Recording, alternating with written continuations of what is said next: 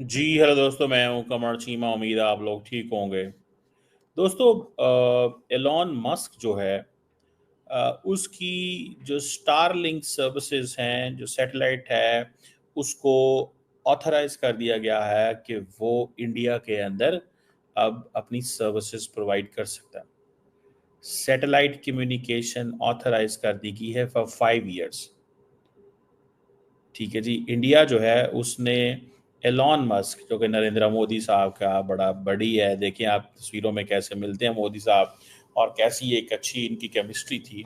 बहुत वजूहात की बिना पे वो इंडिया में अपने प्रोजेक्ट्स लेके नहीं आ सके, लेकिन समहाउ अब वो आ रहे हैं। और इस तरह आ रहे हैं कि जब डोनाल्ड ट्रंप की और एलॉन मस्क के ताल्लुकात अच्छे नहीं हैं। बहरहाल, he is an American, he is a businessman.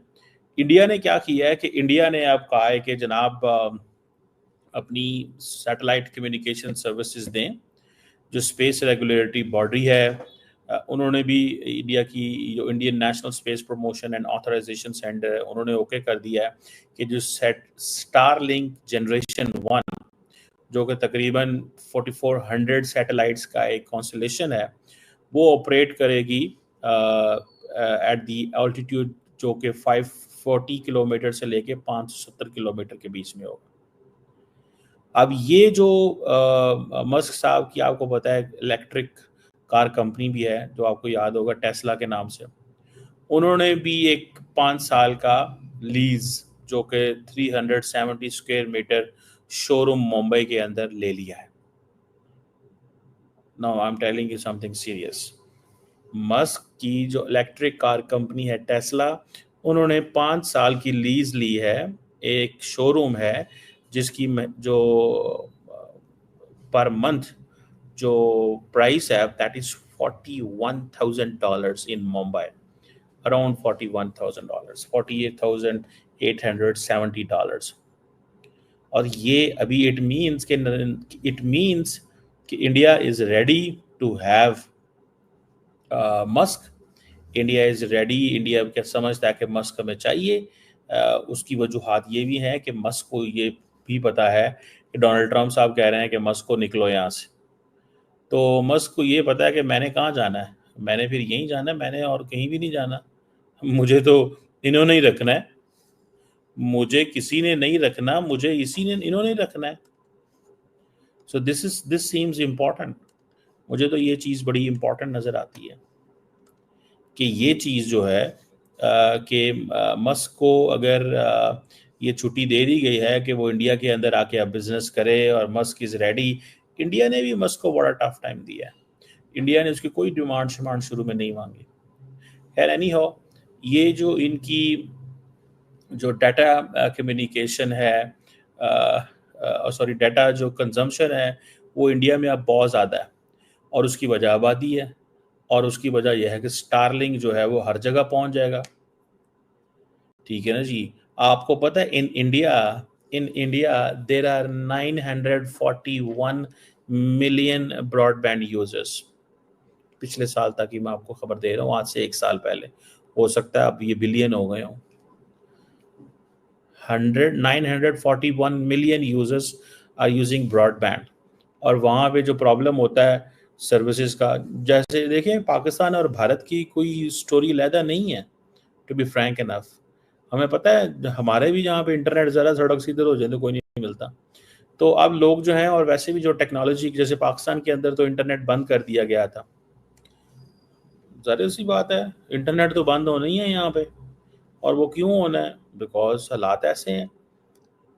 पिछले दिनों गवर्नमेंट ने फैसला किया कि जनाब अपोजिशन पार्टी को और बाकियों को टाइट करना है, तो इंटरनेट थोड़ा स्लो हो गया। जब स्लो हो गया तो फिर लोग निकलना शुरू हो गए। इंडिया के अंदर भी ये मसला उस तरह तो नहीं है, लेकिन इंडिया के अंदर मसला ये है कि हर जगह कवरेज नहीं है। और दूसरी एक और चीज़ भी है जो मैं भी बताता हूँ आपको। अब जो average monthly wireless data consumption पर यूज़र है इंडिया में, दैट इज़, जिसे वो कहते हैं ना, that has increase to 21 gigabytes. पहले ये इतना नहीं था। सो मोबाइल डाटा कंजम्पशन भी इंडिया के अंदर बहुत ज़्यादा है पर सब्सक्राइबर देखा जाए। और ये गवर्नमेंट, जो भारतीय गवर्नमेंट है, उनका एक एनुअल इकोनॉमिक सर्वे होता है, उसमें ये चीज़ें पब्लिश हुई हैं। इंडिया जो है वो एक कॉम्पिटिटिव मार्केट बनना चाहती है to attract the millionaires and billionaires. लेकिन असल बात क्या है कि इंडिया ने क्या किया है कि मुकेश अंबानी और जो सुनील भारती मित्तल हैं, वो भी इस गेम में एंटर होना चाहते हैं। अब अंबानी साहब की जो जियो है और मित्तल साहब की है एयरटेल, ये दोनों जो हैं दे उनकी इतना इंटरनेट के ऊपर कंट्रोल है कि जो 3/4 ऑफ इंटरनेट सर्विसेज जो हैं they are given by these companies. पहले इनको ये था कि आप मस्क को ना आने दें वरना मसला बन जाएगा, ठीक है जी, मस्क को रोकें। अब लोकल बंदे को तो ये है कि मेरी सर्विस तो लेगा नहीं, जब मेरी सर्विस को लेगा नहीं, मैं लोगों को निकालूंगा, जब मैं लोगों को निकालूंगा लोग बेरोजगार होंगे, तो पैसा किधर जाएगा? पैसा तो डॉलरों की शक्ल में निकलेगा। तो भाई ये इसी को कहते हैं idea. This is called idea, इसको आइडिया कहते हैं।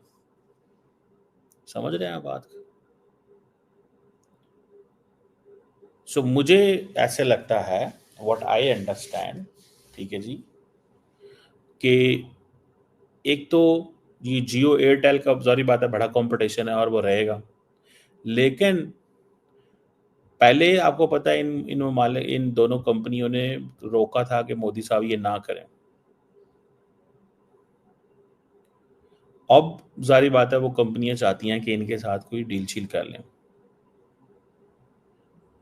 और वो डील शील किसी शक्ल में भी हो सकती है। बहरहाल ये भी एक चीज़ जारी बात है वहाँ पे है। और दोनों पाक इंडियन कंपनी जो है वो भी अपनी सैटेलाइट कम्युनिकेशन सर्विसेज की तरफ जा रही हैं। जो एयरटेल है वो भी फ्रेंच कंपनी के साथ जा रही है। जियो एक जॉइंट वेंचर कर रहा है एक लग्जमबर्ग बेस्ड कंपनी के साथ। So the point in fact is कि इंडिया जो है उसके अंदर आबादी इतनी ज़्यादा है, फ्रेंकली स्पीकिंग, कि देखिए अगर इंडिया के अंदर उनको कोई अच्छा 200-300 मिलियन का कस्टमर ही मिल जाए, फॉरगेट ऑल दैट, बाकी चीज़ें छोड़ दें, उनको एक अच्छा 200-300 मिलियन का कस्टमर मिल जाए तो उनकी तो बल्ले बल्ले हो जाएगी, उनकी तो बल्ले बल्ले हो जाएगी भाई साहब। तो that is something which is important, मुझे ये चीज़ इंपॉर्टेंट लग रही है, ठीक है जी। सो दैट इज समथिंग जिसको हम थोड़ा स्टडी कर सकते हैं, दैट इज समथिंग जिसको हम ये देख सकते हैं कि ये व्हाट इज दिस ब्रिंगिंग, ये चीज़ क्या लेके आ सकती है, ठीक है ना जनाब। ये चीज़ जो है अब नरेंद्र मोदी जो है उनको इस चीज़ की समझ आ गई है कि भाई बाहर से लोगों को लेके आओ, बिजनेस लेके आओ। इंडियंस भी मांगते हैं कंपटीशन। कब तक Ambani Mittals and Jindals and Tatas and Birlas and इनकी मोनोपोली रहेगी? लेकिन इंडिया के अंदर नेशनलिज्म भी है, इस चीज़ को ज़हन में रखें। लोग कहेंगे नहीं नहीं छोड़ो स्टारलिंक को, निकलो, हमें क्या, हमें जियो पे ही जाना है, हमें एयरटेल पे जाना है। लेकिन at the end of the day they are not all people who will go. लोगों कहेंगे यार छोड़ो, मुझे जो है वो और तरफ जाना है, मुझे जो और तरफ जाना है। और वो और तरफ क्या हो सकता है? वो और तरफ ये हो सकता है कि वो कहेंगे ठीक है, हम ठीक है $100 देना चाहते हैं, हमें उतना ही तो मिलेगा, हमें $100, $50, $70, $80 ये जो प्राइस फिक्स करेगा स्टारलिंक, तो that is good for us, that is good for us, ये चीज वो कहेंगे जनाब। समझ रहे हैं बात? सो this is interesting. Let's see how prime minister Modi जो है वो टेस्ला को किस तरह इंगेज करते हैं, क्योंकि शोरूम तो टेस्ला का भी बन गया है, शोरूम तो टेस्ला का भी बन गया है, शोरूम की बात नहीं रही, ठीक है, शोरूम बन गया। लेकिन द रियल थिंग इज कि नेक्स्ट क्या करना है अब? क्या टेस्ला मैन्युफैक्चरिंग करेगा और वो भी ट्रम्प के होते मैन्युफैक्चरिंग शुरू कर देगा?